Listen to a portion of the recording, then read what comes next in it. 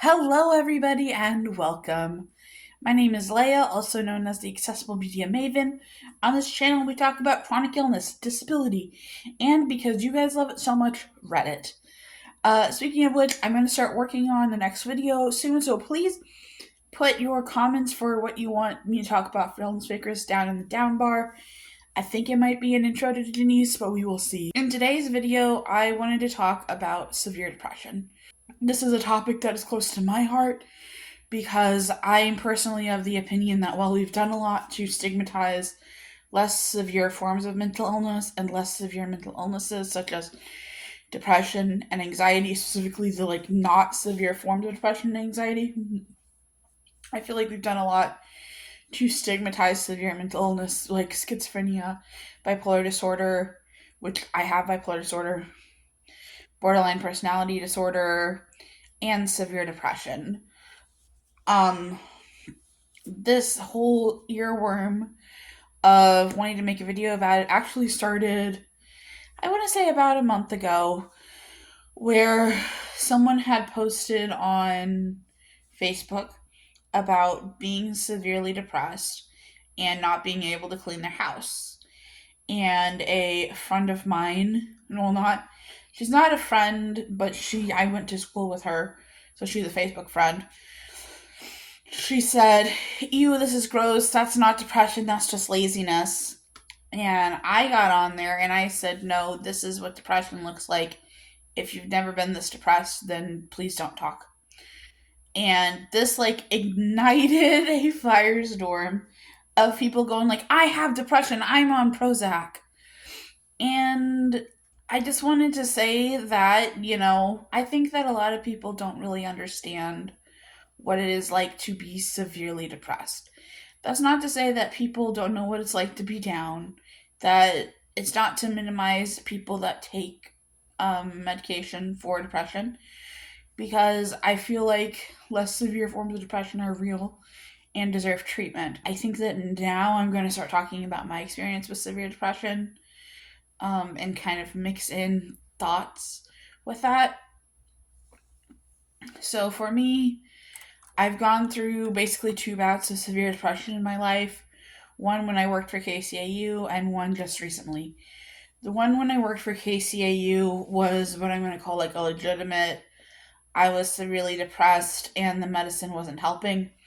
This last time was that I was off of my antidepressant, and that wasn't my choice. I thought that it was causing sleeping problems, and so I didn't think I needed it, so I talked to my psychiatrist and she took me off of it.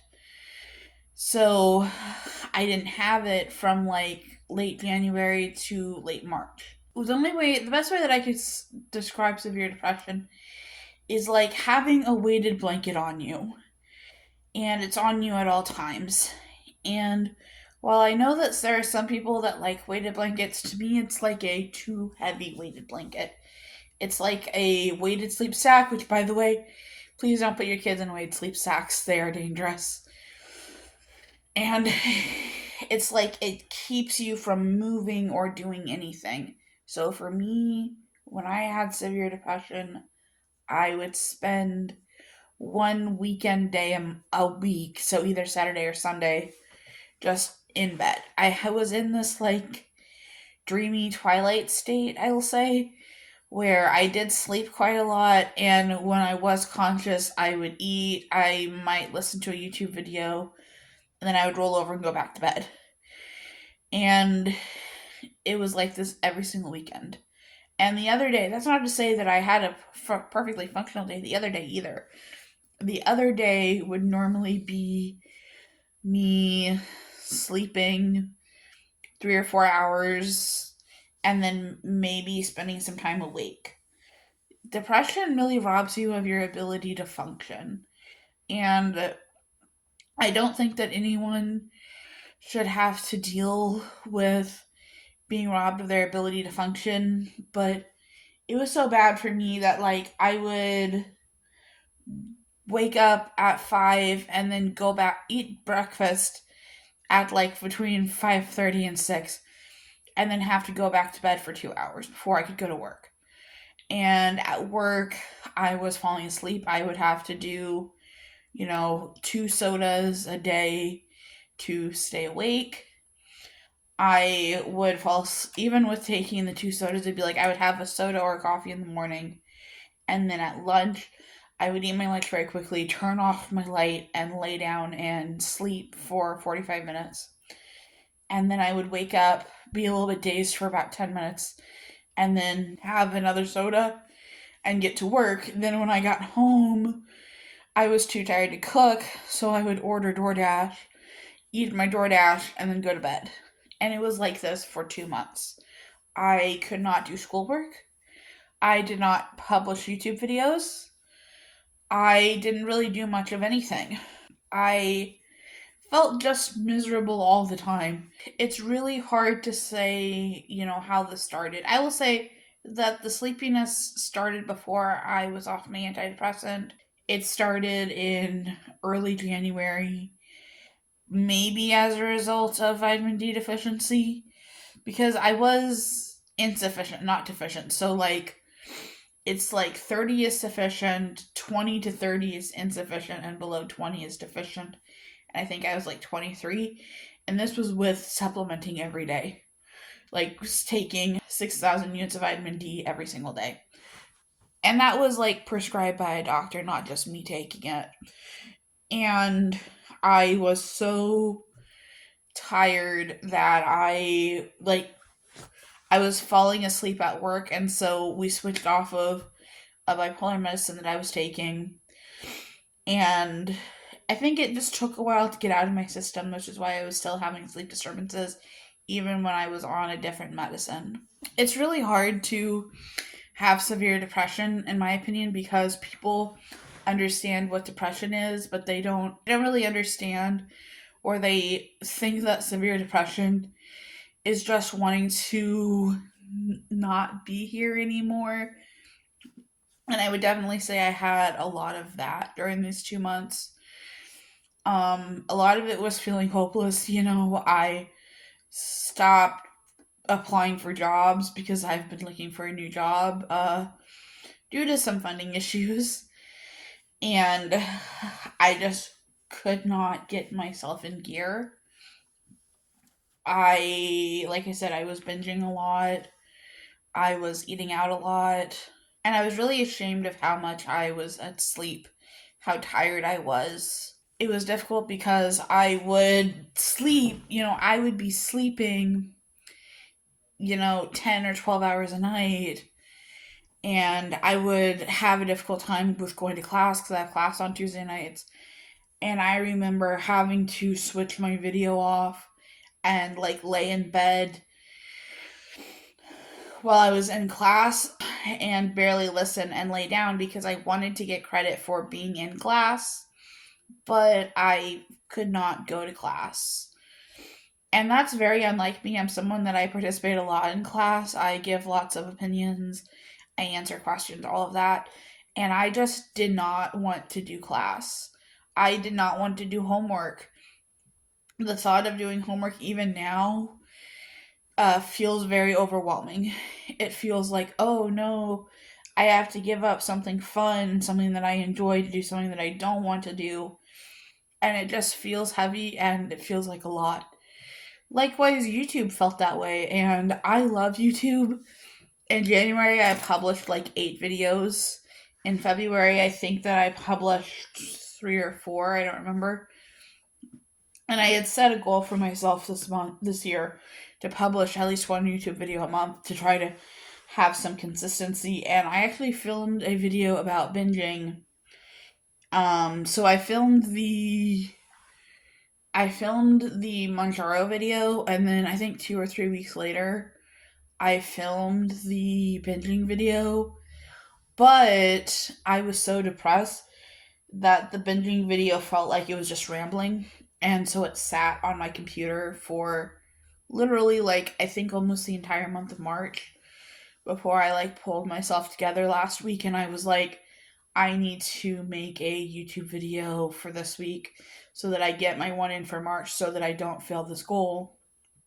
And by the way, I think that failing personal goals is like a bad way to think about it, and it's a way to make you regret and be frustrated with goals. It's okay if it's like a motivator, but if you're going to get overwhelmed by feeling like you failed, that's not great. And I do kind of feel that way with like my writing goal because I was going to publish a chapter of fan fiction a month, and that has not happened. Didn't happen in February, didn't happen in March. We'll see if it happens this month. But I pulled myself out of bed and I edited this video, and then I got really afraid because, you know, I don't want it to be another Amberlyn Reed. I don't think I could handle it. And by that I mean I don't want to be someone that people watch me because they hate me. I don't want to be someone that people watch for the train wreck, although my life does oftentimes feel like a train wreck. I don't want to be someone that gets, one of my big fears with making the illness fakers videos is that what if they attack me and they say that I'm faking? And it's very difficult because, well, none of my doctors think I'm faking. Some people in real life think that I'm faking, and that's very difficult. Not now, though. Like, maybe I talked about this recently, but like, my dad uh, has seen how sick I get when I'm at their house, and he doesn't think I'm faking anymore. He sees how, like, even though I binge a lot, I'm also afraid of a lot of food and a lot of like specific foods. And that's not something that just like goes away when I'm at their house, so it becomes quite apparent. But I have a lot of fear of like, am I, am I going to blow up on YouTube because of the fact that I make mistakes? And am I going to go the way of Amberlyn Reed? Now, I don't think that's going to happen because, but who knows? Because, like I talked about in my Amberlyn Reed video, people say that it's not about her weight. People in the comment section of that video say it's not about her weight. But is it though? Because there are lots of people that act the same way that Amberlyn Reed does that are skinny. And I don't see you guys bullying them. Like, the whole concept of Girl World is just bullying fat creators. And I'm nervous that I'm going to become that I'm going to become a part of Girl World. And it makes me not want to post whenever I have severe depressive episodes because I get so worried. But I think that I don't want to say that I'm feel insulated from it because I never really do. But like I've built a a big backlog of videos that show that I'm more than just an overweight creator. I'm more than just someone whose life is constantly a train wreck. I'm someone that I have a lot of intelligence and that I have a lot of problems. Wow, I didn't think I could make this 10-minute video and now it's 15. So yeah, I feel like we severely stigmatize severe depression. I feel like we think that all depression is just the oh I don't want to get out of bed kind or the oh I don't want to be here anymore kind. And we kind of ignore like I can't get out of bed. I can't not sleep. I can't take care of myself. I can't clean my house. And honestly, severe depression is very difficult to recover from. Usually I recover from it in the hospital. Most of my hospital trips have been for depression or for depression or anxiety. And normally I would recover from severe depression by going to the hospital for a week and just like getting a break from everything and getting back on medicine, seeing a doctor every day. And right now, that was not an option. I mean, I did call my psychiatrist, and I told her that I was going to go to the hospital if she didn't do anything. And she did. She put me back on my antidepressant. But it's very difficult to recover on your own, in my opinion, because you don't have any of the support you would have in the hospital. So, like, in the hospital, if I told them all of the things that I'm nervous and anxious about, that I would have someone to talk to. But out here, like I have my therapist, I have my support group, but it's not the same. Um, I don't think that anyone should have to suffer from severe depression. But I do wish that there was more sympathy and understanding for those of us that do have severe depression. I guess that's kind of what I wanted to say in this video. I hope you enjoyed this, along with a minor rant about my fears of being part of Girl World. So yeah, let me know what you guys think in the comments. Let me know what illness fakers video, because again, one of my goals was to post an illness fakers video every quarter. I think I'm gonna go work on that today when I'm not going and getting my hair done, because I've skipped getting my hair done too many times. All right, bye guys.